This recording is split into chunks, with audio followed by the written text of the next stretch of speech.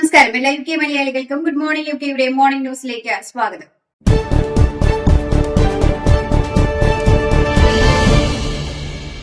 Donald ട്രംപുമായുള്ള വ്യാപാര കരാർ പുനരുജ്ജീവിപ്പിക്കുവാനുള്ള പദ്ധതിയുടെ ഭാഗമായി 2026 ചാൾസ് രാജാവും വെയിൽസ് രാജകുമാരനും യുഎസിലേക്ക് വെവ്വേറെ യാത്രകൾ നടത്തുമെന്ന് റിപ്പോർട്ട്. രാജാവിന്റെ യുഎസ് സന്ദർശനം സംബന്ധിച്ച വിപുലമായ ചർച്ചകൾ പുരോഗമിക്കുകയാണെന്ന് ടൈംസ് റിപ്പോർട്ട് ചെയ്തു. രാജാവിന്റെ യുഎസ് സന്ദർശനം ഏപ്രിൽ നടക്കുവാനാണ് സാധ്യതയുണ്ടെന്നാണ് വിവരം.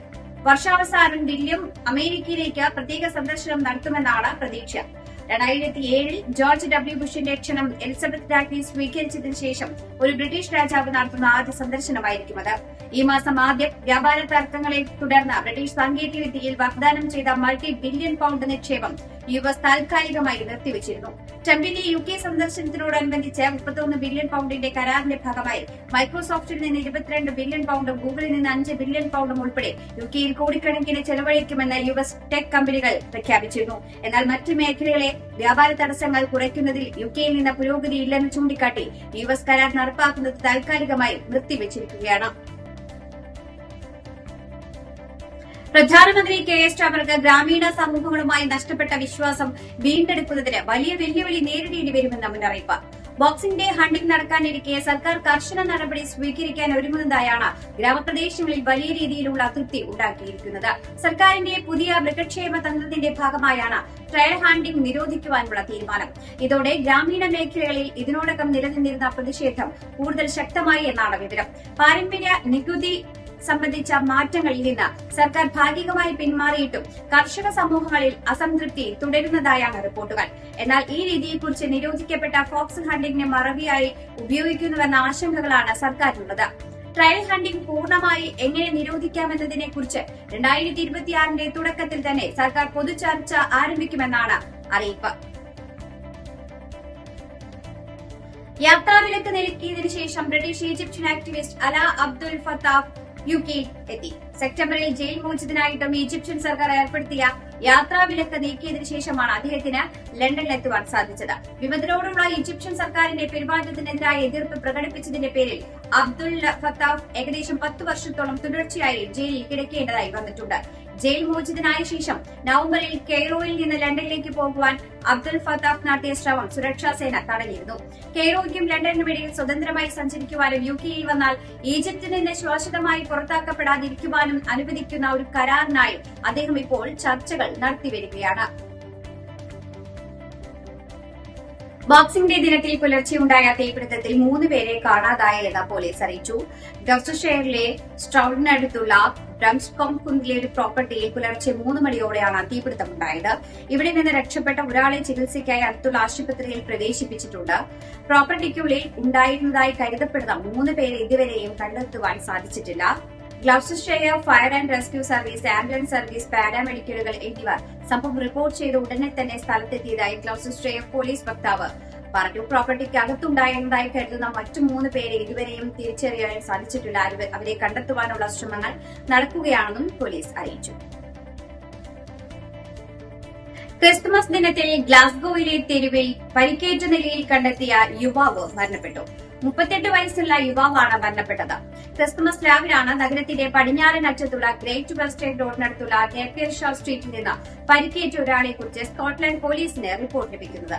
ഉടൻ തന്നെ പോലീസ് അവിടെ എത്തി പരിക്കേറ്റ നിലയിൽ കണ്ടെത്തിയ യുവാവിനെ ക്വീൻ എലിസബത്ത് യൂണിവേഴ്സിറ്റി ആശുപത്രിയിലേക്ക് മാറ്റിയിരുന്നു. ഗുരുതര പരിക്കേറ്റ യുവാവ് ചികിത്സയിലായിരുന്നു. ഇന്നലെയാണ് മരണപ്പെട്ടതായും ആശുപത്രി അധികൃതർ അറിയിക്കുന്നത്. സംഭവത്തിൽ പോലീസ് അന്വേഷണം നടക്കുകയാണ്. അന്വേഷണത്തിന്റെ ഭാഗമായി നേപ്പിയർഷാ സ്ട്രീറ്റും നോർത്ത് വുഡ് സൈഡ് റോഡും അടച്ചിട്ടിരിക്കുകയാണെന്ന് പോലീസ് അറിയിച്ചു. ക്രിസ്തുമസ് ദിനത്തിൽ യുവാവിന്റെ നെഞ്ചിൽ വെടിയേറ്റ സംഭവത്തിൽ 4 പേരെ പോലീസ് അറസ്റ്റ് ചെയ്തു. കൊലപാതക ശ്രമത്തിനാണ് 20, 22, 28, 29 വയസ്സുള്ള 4 പ്രതികളെ പോലീസ് അറസ്റ്റ് ചെയ്തിരിക്കുന്നത്. 20 വയസ്സുള്ള യുവാവിനാണ് കുത്തേറ്റത്. ഇയാളെ ഉടൻ തന്നെ പാരാമെഡിക്കലുകൾ എത്തി പ്രാഥമിക ചികിത്സ ലഭ്യമാക്കി ആശുപത്രിയിലേക്ക് മാറ്റിയിട്ടുണ്ട്. പരിക്കേറ്റ യുവാവ് ഇപ്പോഴും ഗുരുതരാവസ്ഥയിൽ തുടരുകയാണ്. ഷെഫീൽഡിലെ ഡാർനാട്ട് പ്രദേശത്തുള്ള വിൽഫ്രഡ് ഡ്രൈവിൽ ഇന്നലെ രാവിലെയാണ് സംഭവം ഉണ്ടായത്. CCTV ഉൾപ്പെടെയുള്ള വിവരങ്ങൾ ലഭ്യമായവർ തങ്ങളെ ബന്ധപ്പെടണമെന്ന് പോലീസ് ഉദ്യോഗസ്ഥർ ആവശ്യപ്പെട്ടിട്ടുണ്ട്. ആഷസ് പരമ്പരയിലെ 4ാം ക്രിക്കറ്റ് ടെസ്റ്റിന്റെ 2ാം ദിനത്തിൽ ഇംഗ്ലണ്ടിന്റെ 2ാം ഇന്നിംഗ്സ് ആരംഭിച്ചു. ഒടുവിൽ വിവരം ലഭിക്കുമ്പോൾ ഇംഗ്ലണ്ട് 2 വിക്കറ്റിന് 95 റൺസ് എന്ന നിലയിലാണ്. ജേക്കബ് ബദേൽ, ജാക്ക് റൂളി എന്നിവരാണ് ക്രീസിലുള്ളത്.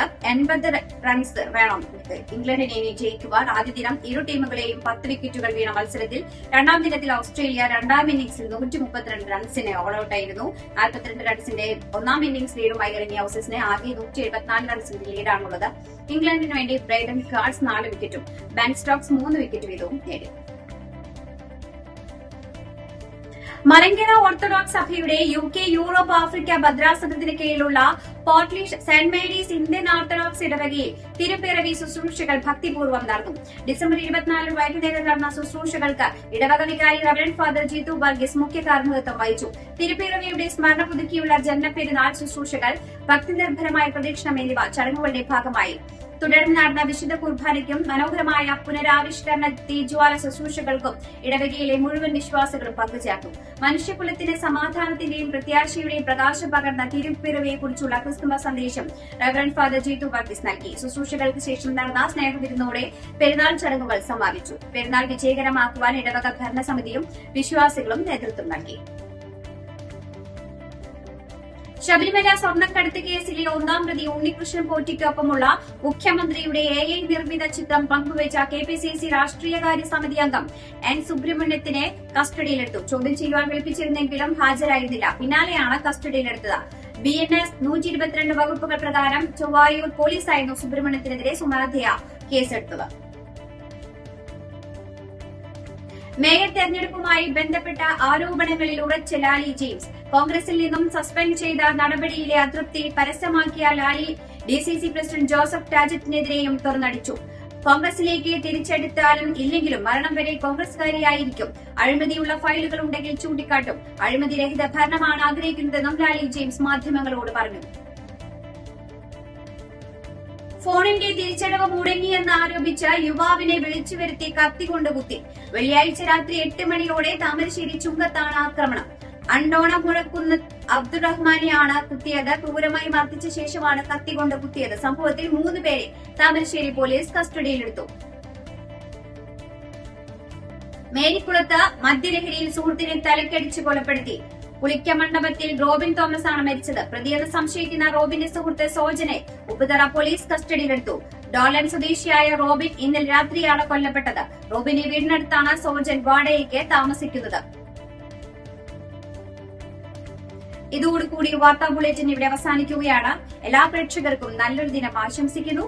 കൂടുതൽ വാർത്തകളുമായി നാളെ കണ്ടുമുട്ടാം. എല്ലാവർക്കും നന്ദി, നമസ്കാരം.